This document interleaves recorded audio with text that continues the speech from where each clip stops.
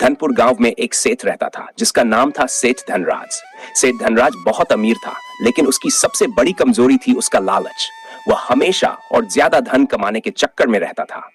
गांव के लोग उससे दूर रहते थे क्योंकि वह किसी की भी मदद नहीं करता था और गरीबों से ऊंचा ब्याज वसूलता था।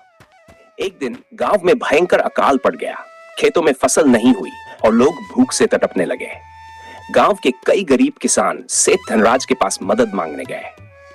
उन्होंने उससे कुछ अनाज उधार देने की गुहार लगाई ताकि वे अपने परिवार को भूखा न रखें।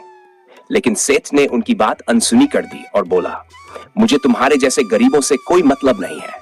अगर तुम्हारे पास पैसे नहीं है तो मेरे पास समय भी नहीं है। गांव के लोग निराश होकर लौट गए।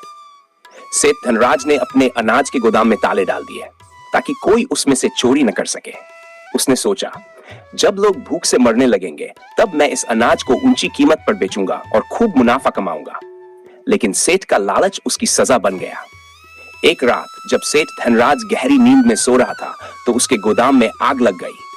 आग इतनी तेजी से फैली कि सेठ कुछ समझ पाता उससे पहले ही उसका सारा अनाज जलकर राख हो गया। सेठ भागता हुआ अपने गोदाम तक पहुंचा, लेकिन वहां सिर्फ धुआं और राख बची थी। उसकी सारी मेहनत और लालच का फल जलकर खाक हो चुका था। सेठ धनराज को समझ में आ गया कि उसका लालच ही उसकी बर्बादी का कारण बना है। अब वह गरीब और बेसहारा हो गया था, जैसे उसने दूसरों को बनाया था। गांव के लोगों ने सेठ की हालत देखी और उसके पास गए। उन्होंने कहा, सेठ, अगर तुमने वक्त पर हम गरीबों की मदद की होती और अपने लालच को छोड़ दिया होता तो आज तुम्हारी यह हालत नहीं होती। लालच का फल हमेशा बुरा होता है। सेठ धनराज ने अपने किए पर पछताया और गांव वालों से माफी मांगी। उसने वादा किया कि अब वह लालच नहीं करेगा और जरूरतमंदों की मदद करेगा।